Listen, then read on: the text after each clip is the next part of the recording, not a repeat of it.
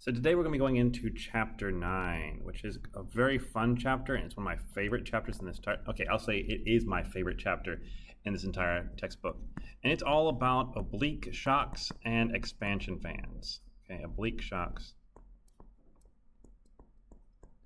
and expansion fans. Now, what are those? Well, we're going to find out about both of these soon, but first, let's kind of review from last time. So last time we had a flow, it's going pretty quick, some Mach more than one, and we just said, hey, for whatever reason, we have a shock wave. We have a shock wave, it goes across it, and then my flow is now subsonic, okay? This could be, some sort of inlet I'm trying to use it for, like some sort of compressor idea here.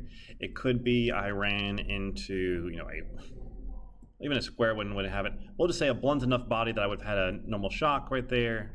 There's lots of ways it could have happened, okay? But in nature, we're actually going to see things be slightly different. Because if I have a plane flying through, and I'm going to just do it in terms of, I'll make it a rocket ship, okay? It's re-entering the atmosphere. The flow is moving like this, okay? That's how the flow is moving. I'm not going to see a normal shock wave in this case. This is a horrible rocket ship. Let's make it better. There you go. There you go. Perfect. So the flow is moving this direction. And when I have that, I'm going to see shock waves, but they're going to look like this. I'm actually going to have them in very different points. Since I have these crazy fins, I shouldn't have done that. I'll have them even here. I'll have them other places. And let's see. I would also have something called expansion fans right here. And right here I would have probably an oblique shock as well. Probably an expansion fan. I would have all these kinds of things coming off of it. None of these are normal. Normal is a straight line. These are straight lines too, but they're angled. Normal is like a flat perpendicular line to my flow. These are not that case. As a note, because of how the flow was, I reversed these. Sorry, my bad. That should have been an expansion fan right there, and then a shock right there. There we go. So these are no longer perpendicular to the flow. And we need to know about these because with a real supersonic vehicle, you're going to see so many more of these things. So for real vehicles, I'm just going to put that right here. Real vehicles will have oblique shocks and they will have expansion waves.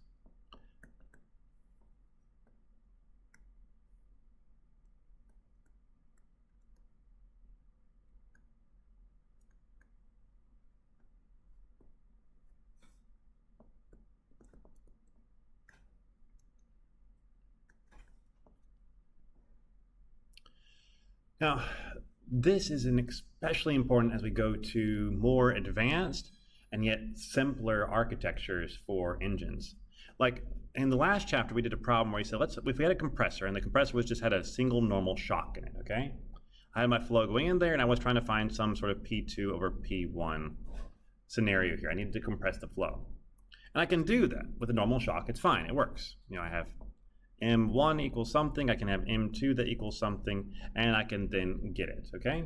That worked fine. So that was a very simple compressor.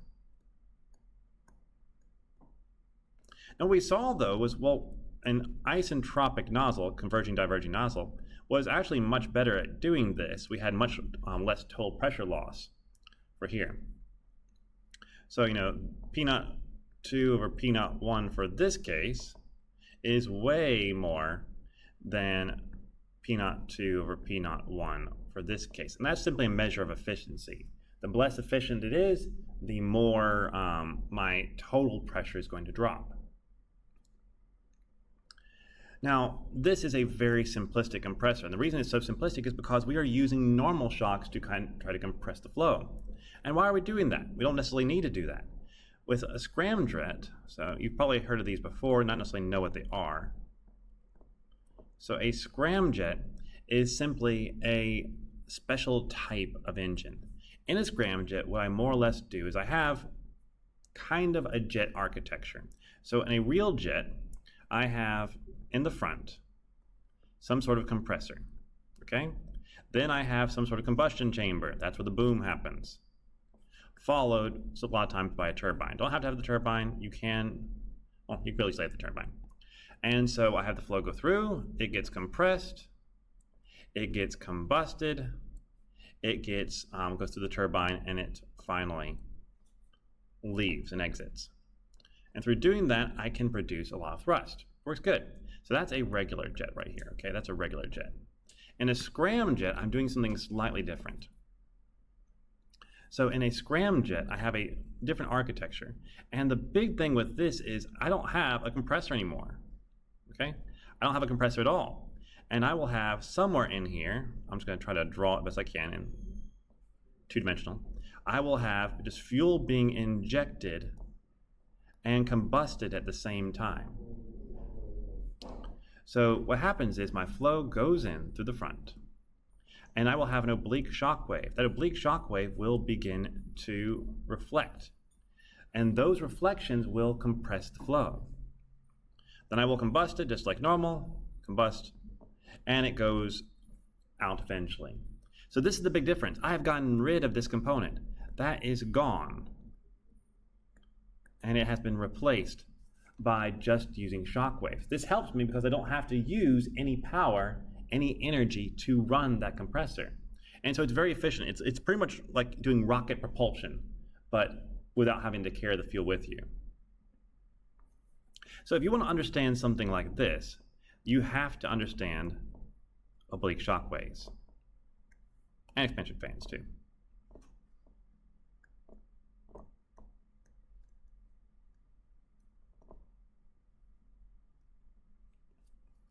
Otherwise, you have no idea what's going on there. You have no way of actually accurately dealing with it. So with that, let's give a little overview of where we're going, and then we'll jump right into these equations, okay? We'll jump right into these equations. Let's see here. Yeah.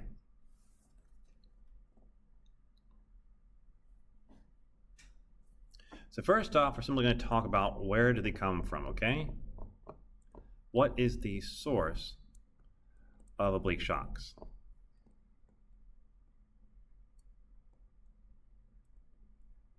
Gotta remember to stop writing the boxes and then the numbers. And then we're going to focus most of our time on oblique shocks, but we will also go to Prandtl-Meyer expansion waves. There's kind of like two different animals here. So, after understanding the source of oblique shocks, we're going to go through the oblique shock relations, which aren't that crazy. We'll find out they're actually really simple. And once again, we're going to completely ignore them.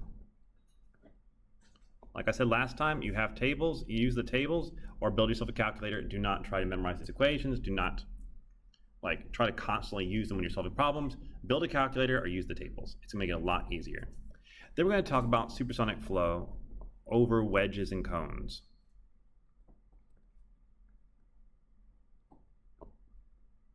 Because many of our architectures can be approximated by a wedge or a cone. After that, we're going to go through shock reflections.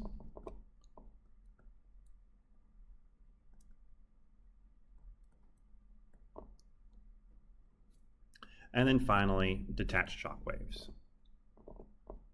which is just a really short section there.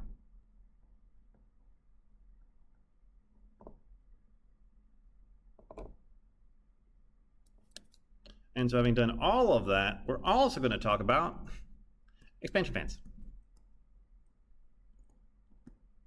Which, spoiler alert, an expansion fan is more or less a reverse shock wave. Whatever a shock wave does, an expansion fan does the opposite. Okay, so that is what we're going to be dealing with in this chapter. That's what we're going to be focusing on. And we're just going to go through it one step at a time. Cool?